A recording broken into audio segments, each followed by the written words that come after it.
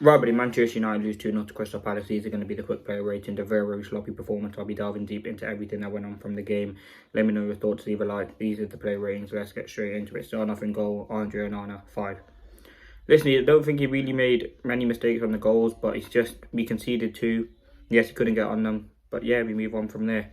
Right wing back Mazraoui, 5, has to play right centre back or left. Just play in the back three. We can't have Mazraoui going forward as our right wing back. He's just not good enough there. Doesn't have that attacking ability. And I think now with Martinez injured, you could potentially see Mazraoui going out there because we could not have him playing in that right wing back role. There's just no quality, no end product, just nothing going on really from Mazraoui in that right centre back position, in front of that right wing back position. Not good enough 1v1. And yeah, like just didn't really have enough impact on the game for me. What you need from your right wing back is to be up and down the pitch, 1v1 scenarios. You look at what Ahmad does when he plays there, just in a relentless attacking threat. That's something that Mazraoui doesn't have. Now, right centre back Yoro, I think he was okay, maybe a 6. For the second goal, just no cohesion. He's trying to play the high line. Maguire's not really in cohesion with him, and then that's how you can see the sloppy goals. Listen, Yoro's still a young kid. He's only a year older than Heaven, which is interesting. Listen, had a decent game today. We're not gonna criticise because I don't think he did nothing too wrong on the goals. Had an opportunity from a header which he could have scored, but other than that, just didn't do enough. Now, central centre back Maguire. Listen, I'll give him a 6. I think. Listen, he won most of his aerial duels against Mateta, who's a very physical. Yes, he scored 2 goals, but yes, he was a very physical player. And Maguire was winning his duels, and that's probably why he started the game. His passing was good, and one header across, which was decent.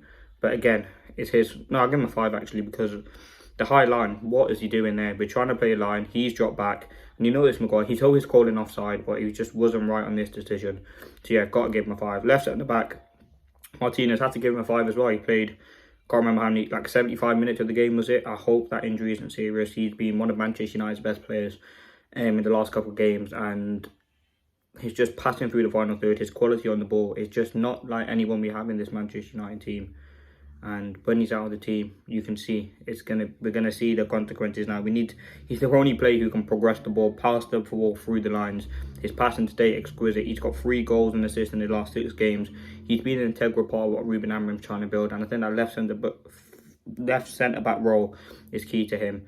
Now, Heaven, potentially he could come in. Obviously, he got unveiled into the Old Trafford crowd today. Still a young player. We maybe see him as well out there while you give that Heaven that time to adapt. Left wing back Dalot. Listen, 5. I don't know, 4 actually. I don't know what goes through Dalot's head sometimes in terms of decision making. Like, what is that guy doing from time to time? Very sloppy on the ball. Decision making just off. We need so much better out there. And Dalot probably go over to right wing back when Dorgu comes in.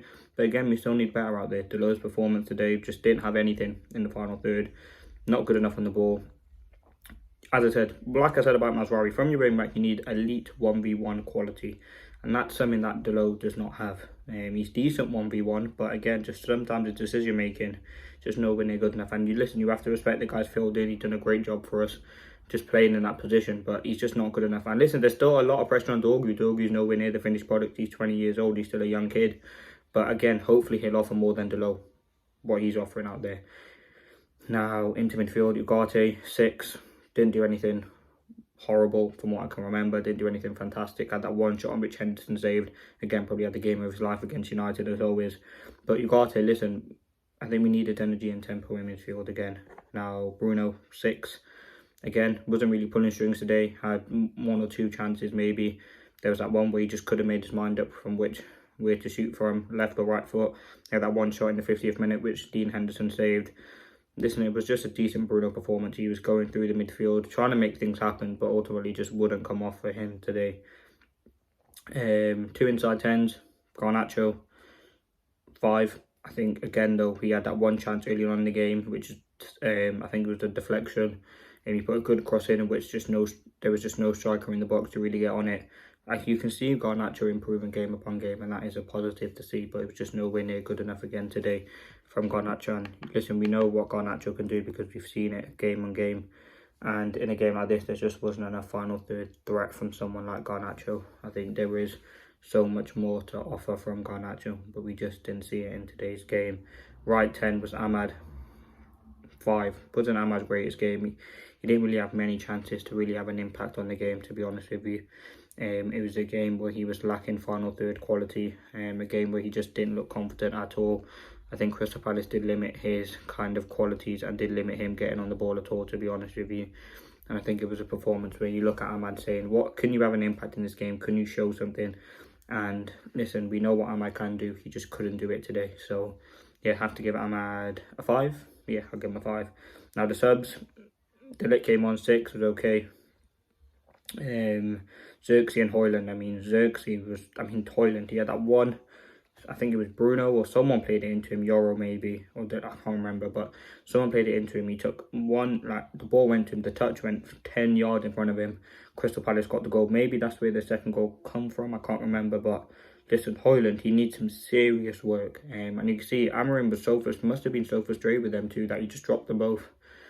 Listen, it wasn't a great performance by Højlund, so I'll give him a 5, Xerxes 5 as well. Just like nothing going on in there from them, to be honest with you. Just, I'm hoping Tal comes in. We've been heavily linked to him. I'll do a separate video on that. But yeah, just nothing going on at the moment in that attacking department for United. And Mainoo, sorry, I didn't even rate Mainoo, 5. Listen, he got on the ball, had that one chance which hit the post. I don't know why he played in the false 9. He just doesn't have the legs for that. I think the 10 is the perfect position for him, but you can understand why he started there. As I said, wasn't the greatest performance by Mainoo in terms of other subs. I think that was it. Can't remember anyone else coming on. Xerxes, Højlund, De Ligt, Eriksen, 5. But listen, Amorim, I give him a 5 in this game. I think it was a weird team selection. 2 goalkeepers on the bench. No real defenders optioned on the bench other than Lindelof. I don't know how Lindelof's done on the bench. Casemiro needs to be gone. Hopefully we can find something out for him in the last days of the window. And hopefully we'll probably bring in Matthias Tel, but that's really about it.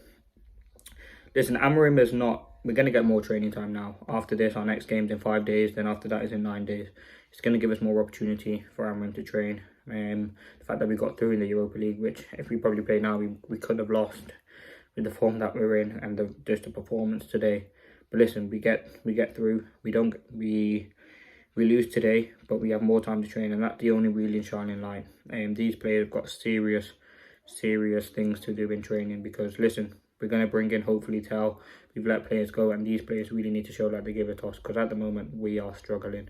But listen, let's see what happens. These have been the player ratings. If I was to give anyone a man of the match, I